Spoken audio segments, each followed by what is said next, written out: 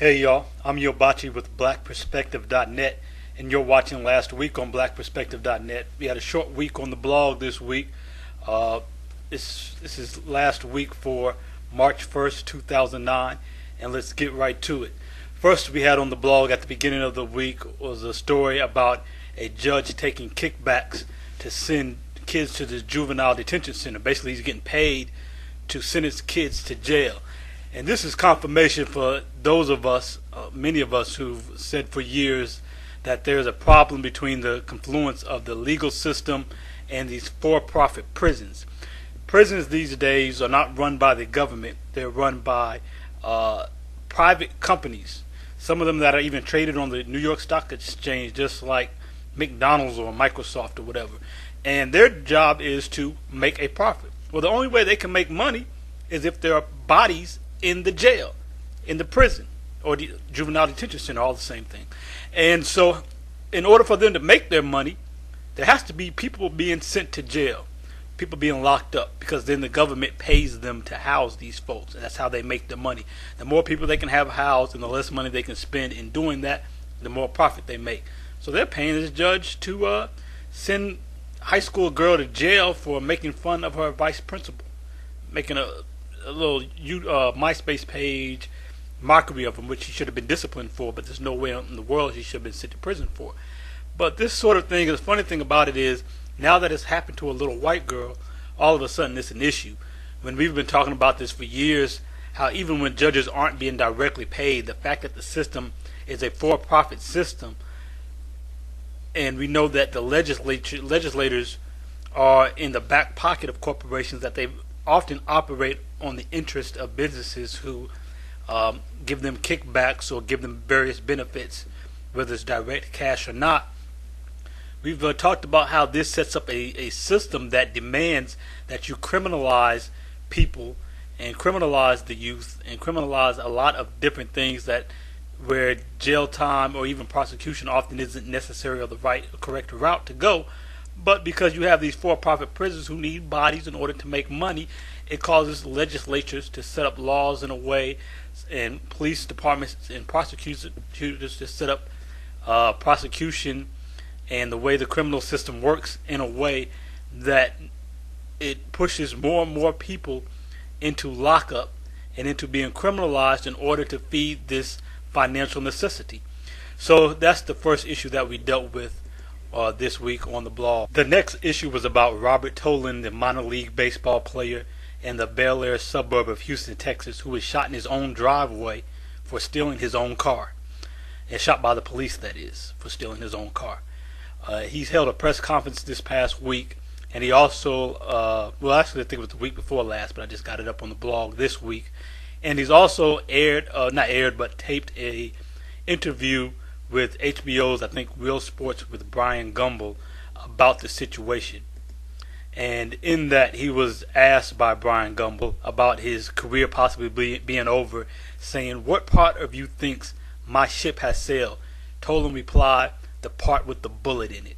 So his career might be over because some stupid cop decided that he should be shot for driving his own car to his own house, and roughed up his mom, and she heard the commotion and came out to ask what happened. There's a lot of stuff with police and these police beatings and these abusive behaviors. There's a new video out about this young girl where it shows this police officer attacking her and beating her up, and she was in custody, punching her in the head while she was on the ground, pulling her up off the ground by her hair when she's in handcuffs, kicking her and all this, that, and the other.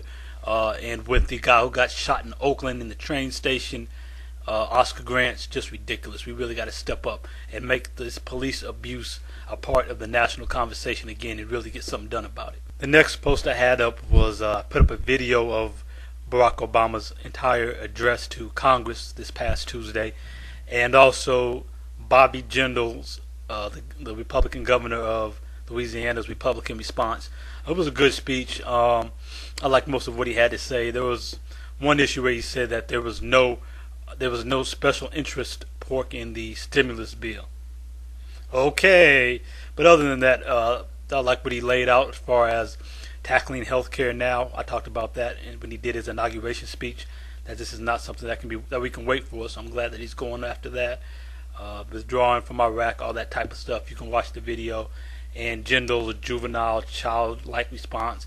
Somebody did a spoof video, I think it was Heads Up, of Jindal sounding like Mr. Rogers from Mr. Rogers' Neighborhood, and the way he was speaking when he responded.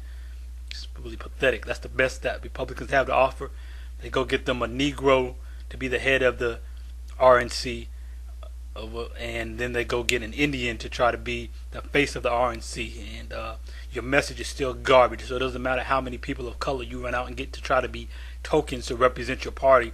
You're still a bunch of old stuffy white guys with worn out ideals that have proven to be failures. So whatever on that. Next post was about blood diamonds, and actually the fact that we have gotten some convictions in the international court. 2 warlords in Sierra Leone, from Sierra Leone, have been found guilty of war crimes for their actions and how they prosecuted the wars in order to extract the diamonds in Sierra Leone so that they could sell them and make all the tons of money that comes from that. The question I asked at the beginning of the post, and I would love for people to respond to this either at the blog or here, is now when are they going to prosecute the leaders of the Western Hemisphere corporations that back them? They did these acts in order to get money from Western corporations. They were often financed and armed by Western corporations.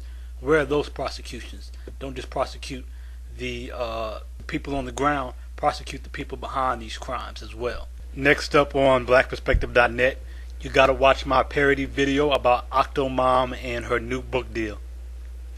Not to mention the fact that she's just been offered $1 million to do porn.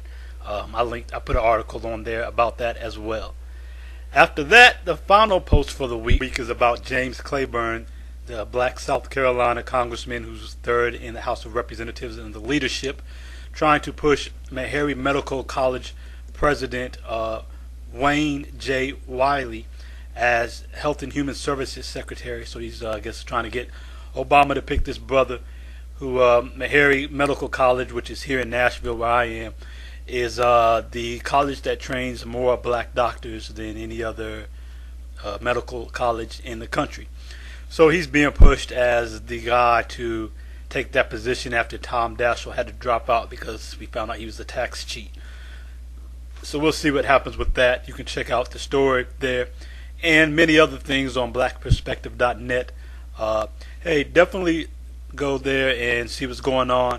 If you're watching this video, you like the content here, please subscribe over there and rate the video, comment, talk back at me about these issues. I definitely like the dialogue. That's why I do these things, for